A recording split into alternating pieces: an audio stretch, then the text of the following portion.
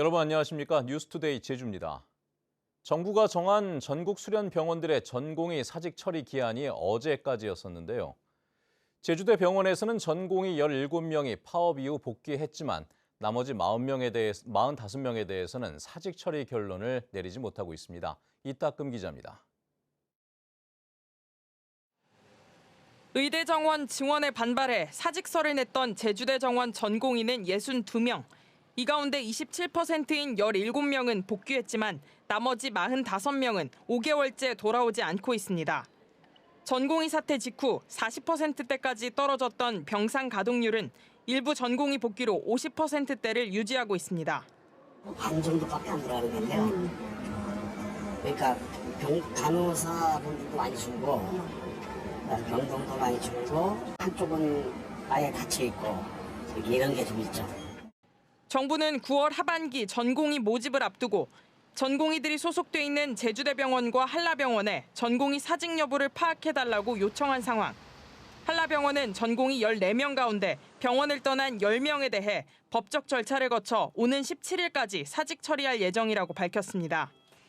하지만 제주대병원은 사직 처리 여부를 결정하기 위해 전국 수련병원 협의회 등과 논의했지만 결론을 내리지 못했습니다. 여전히 무의라든 대다수에 대해서 어떻게 할 거냐 이렇게 하는 게 지금 전국 수련병원들 각 그룹별의 회의에서도 계속 고민들은 많이 얘기 나오지만 결론이 나지 못하고 있습니다. 행정처분 전면 철회와 전문의 자격시험 특례 등 정부의 대책에도 제주 지역 전공의들의 복귀 가능성은 높지 않은 것으로 전망됩니다. 병원으로 돌아오지 않은 전공의들이 사직 처리되면 의료 공백 사태는 더 심각해질 것으로 예상되면서 대책 마련이 필요해 보입니다. MBC 뉴스 이따금입니다. 제주시 동지역의 4개 중학교를 남녀 공학으로 바꾸는 최종 계획이 다음 달 말에 나올 예정인데요. 구체적인 지원 방안을 발표하고 학부모와 교직원들의 의견을 듣는 설명회가 열렸습니다. 김항섭 기자입니다. 학생들의 선택권 확대와 통학거리 단축 등을 위해 추진되는 교육청의 중학교 남녀공학 전환계획. 전환 대상 학교는 중앙중과 제해중, 동여중과 중앙여중 등 모두 4곳으로 2027년부터 시작할 계획입니다. 첫 설명회에서 교육청은 전환 대상 학교에 대한 구체적인 지원 방안을 내놨습니다. 화장실과 탈의실이 추가로 설치되고 남녀공학 전환 업무 담당자의 수업 부담을 줄이기 위해 시간 강사를 배치합니다. 또 성교육과 학생 토론을 지원하고 성별 특성에 맞는 체육 장비 시설을 제공할 계획입니다. 남녀공학이 될 때 자기들 체육 활동이 줄어들지 않을까라는 우려들이 굉장히 많았습니다. 이에 대한 지원이 필요하다는 그런 요청이 있을 경우에는 우선적으로 지원할 수 있도록 하겠습니다. 그러나 일부 학부모와 교사들은 남녀공학 전환에 대한 우려를 나타냈습니다. 어수선하거나 좀 정신없거나 이런 경우들이 많을 것 같아요. 그 기간 안에 아이들이 조금 정서적으로 안정이 될 수 있게 좀 더 많은 지원을 좀 해주셨으면 좋겠습니다.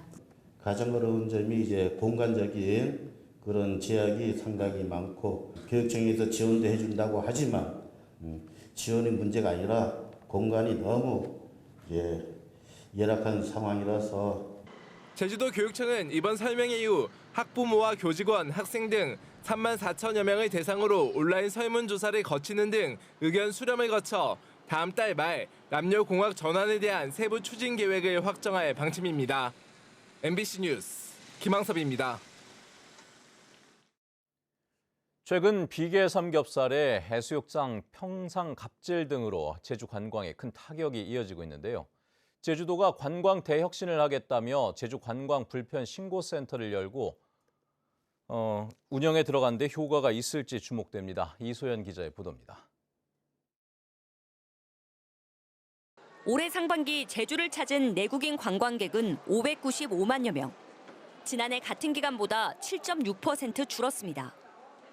국내선 항공 좌석 감소와 외국 여행 증가 추세도 원인으로 분석되지만 제주 관광의 고질적인 바가지와 불친절 문제도 여전히 제기됩니다.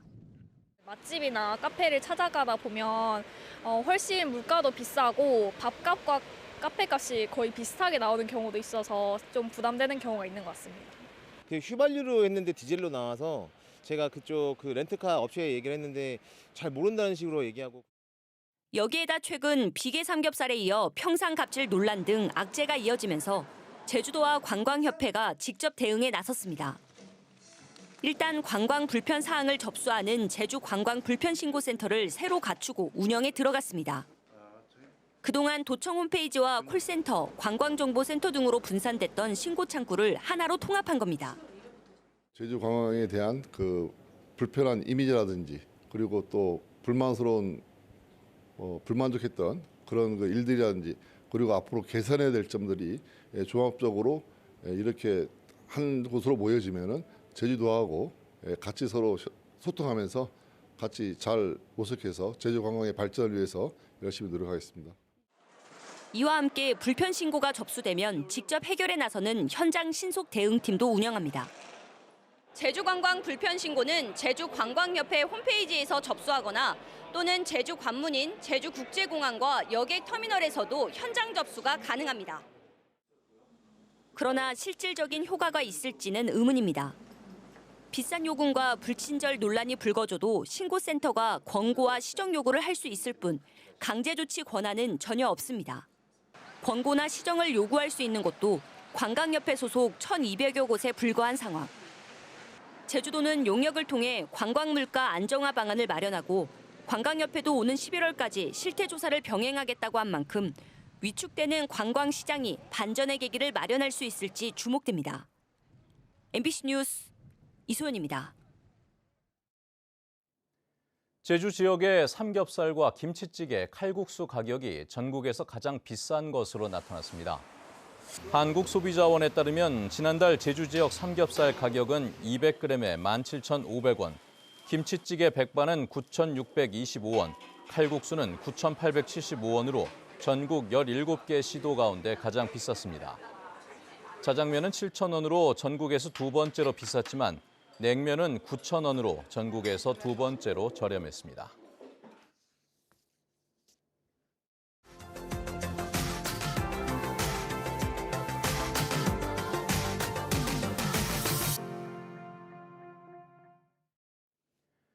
고성과 양양을 마지막으로 동해안 86개 해수욕장이 모두 문을 열었습니다. 올해는 지난해보다 날씨가 좋아 피서객들이 더 많아진 가운데 다양한 테마의 해수욕장이 조성됐고 시원한 축제도 열릴 예정입니다. 홍한표 기자입니다. 서핑 초보자들이 바다에서 중심을 잡고 파도에 올라타는 연습이 한창입니다.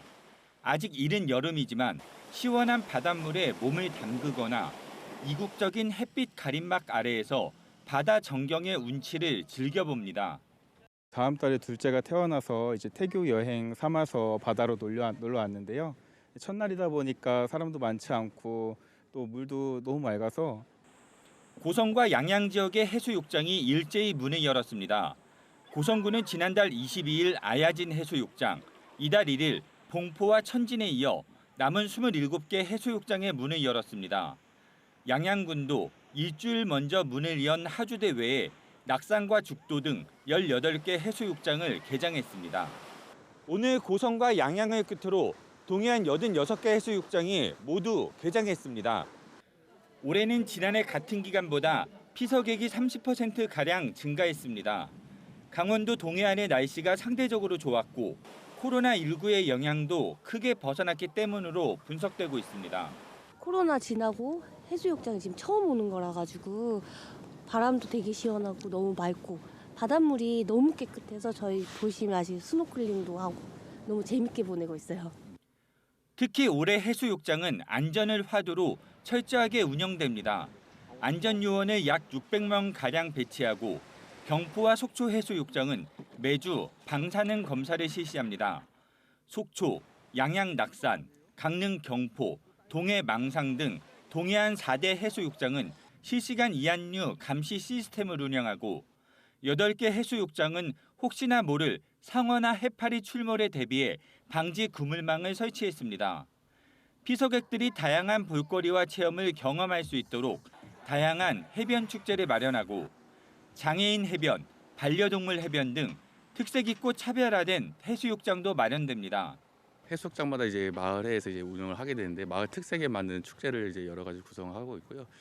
양양에 찾아오는 관광객들을 위해서 마을 주민들과 행정에서도 열심히 노력할 계획입니다.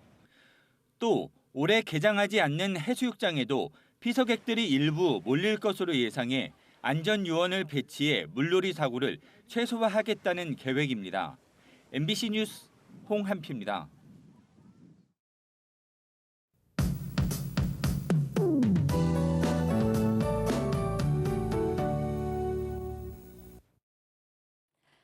오늘 통풍이 잘 되는 가벼운 옷차림 하시기 바랍니다. 제주도는 정체전선의 영향에서 벗어나면서 장맛비는 그쳤는데요. 폭염이 기승을 부리겠습니다. 밤사이 최저기온이 25도를 보이면서 열대야도 나타났습니다. 낮 기온도 올라서 더 후텁지근해지겠는데요. 어제보다 5도가량 높아지겠습니다. 북동부 지역을 중심으로 낮에 체감온도가 33도까지 오르겠고요. 폭염특보가 발효되겠습니다. 밤사이 열대야도 이어지는 만큼 건강관리 잘 해주셔야겠습니다. 오늘은 대체로 구름 낀 날씨를 보이겠는데요. 날이 흐리겠습니다. 남쪽에서 덥고 습한 공기가 계속 유입되고 있어서 지형적인 영향으로 중산간 지역은 낮까지 비가 가끔 내리겠습니다. 또 안개도 짙게 껴서 가시거리가 짧아지는 곳이 있겠는데요. 교통안전에 유의하시기 바랍니다. 아침 현재 기온입니다. 북부 지역 28도를 보이고 있는데요. 어제 아침보다 3도가량 높게 시작하고 있습니다. 남부와 동부 지역 26도, 서부 지역 25도 보이고 있고요. 낮 최고 기온은 북부 지역이 33도까지 오르면서 가장 무덥겠습니다. 동부 지역 30도까지 오르겠고요. 남부 지역 29도, 서부 지역 28도, 성판악은 26도 안팎에 그치겠습니다. 섬 지역도 흐린 가운데 비가 가끔 내리겠고 우도는 낮 기온이 31도까지 오르겠습니다. 바다의 물결은 잔잔하게 일겠는데요. 해상에 대기가 불안정해서 안개가 끼고 벼락이 치는 곳이 있겠습니다. 항해하거나 조업하는 선박은 유의하시기 바랍니다. 장맛비는 정체전선이 북상하면서 모레까지 남부지방과 중부지방에 내리겠고요. 제주도는 구름 낀 날씨를 보이겠고 당분간 밤낮으로 무더운 날씨가 이어지겠습니다. 기상정보였습니다. 제주도가 하반기 농어촌 진흥기금 2,250억 원을 융자합니다. 신청은 어제부터 다음 달 2일까지 읍면동 사무소에서 접수를 하고 8월 중에 융자를 받게 됩니다. 신청 한도는 농어가는 1억 원, 생산자 단체는 3억 원에 금리는 0.7%인데 식품 제조업 농어업법인은 최대 20억 원까지 융자받을 수 있습니다. 제주도가 저소득 저신용자를 위한 근로자 햇살론을 대출받은 청년들에게 1년에 최대 70만 원까지 이자를 지원합니다. 신청 기간은 어제부터 다음 달 16일까지며 보조금 24 통합 포털이나 제주도청 경제 일자리과에 신청하면 됩니다. 근로자 햇살론을 대출받은 도내 청년층은 6,600여 명입니다. 제주 지역 중소기업의 하반기 채용 전망도 어두운 것으로 나타났습니다. 중소기업 중앙회 제주지역 본부는 설문조사 결과 도내 중소기업 42%가 올해 하반기 인력 채용 계획이 없다고 응답했다고 밝혔습니다. 종사자 규모별로 보면 10인에서 19인 미만 기업에서 채용 계획이 없거나 유동적이라는 비율이 68%로 가장 높게 나타났습니다. 중소기업 중앙회 제주지역본부는 불확실한 경기 전망과 높은 인건비에 따른 기업 부담이 늘면서 하반기 인력 채용이 여전히 부정적일 것으로 전망했습니다. 제주 해녀 박물관을 찾은 관람객 수가 크게 늘었습니다. 제주도에 따르면 올 들어 지난달 말까지 제주 해녀 박물관 총 방문객 수는 5만 7천여 명으로 지난해 같은 기간보다 23.5% 증가했습니다. 특히 외국인 관람객은 12,000여 명으로 지난해 같은 기간보다 갑절 넘게 늘었습니다. 출생 이후 행방이 확인되지 않아 경찰이 소재를 파악 중이던 3살 아동이 어머니와 함께 외국으로 출국한 것으로 확인됐습니다. 제주 동부경찰서는 위기 아동으로 분류된 3살 아이가 지난 2021년 10월 어머니, 누나와 함께 홍콩으로 출국한 기록을 확인했다고 밝혔습니다. 지난 2021년 한국인 아버지와 중국 국적의 어머니 사이에서 태어난 이 아동은 복수 국적자로 한국 이름으로는 출국 기록이 확인되지 않았는데 경찰이 외국 이름으로 조회한 결과 출국 사실이 파악됐습니다. 지난 13일 열린 제주 퀴어 축제에서 일부 반대 현수막을 훼손한 20대 여성은 현수막 문구에 불만을 품고 범행을 저지른 것으로 파악됐습니다. 서귀포경찰서는 이 여성이 축제 반대 측이 설치한 현수막에 내용이 불쾌해 훼손했다는 진술을 했다고 밝혔습니다. 이 여성은 지난 13일 새벽 서귀포시 자구리 공원 일대 학부모 단체 등이 설치한 퀴어 축제 반대 현수막 20여 개를 훼손한 혐의를 받고 있습니다. 지역사회의 위험 요소들을 감시하고 안전 문화를 홍보하는 제주 안전지킴이 발대식이 제주 복합체육관에서 열렸습니다. 제주도는 발대식에서 안전보안관 164명을 위촉했고 학교 주변 위험 요소들을 찾아내는 어린이 안전 히어로즈 30명과 반려견과 함께 산책하며 위험 요소들을 발굴하는 댕댕이 안전지킴이 33개 팀도 출범했습니다.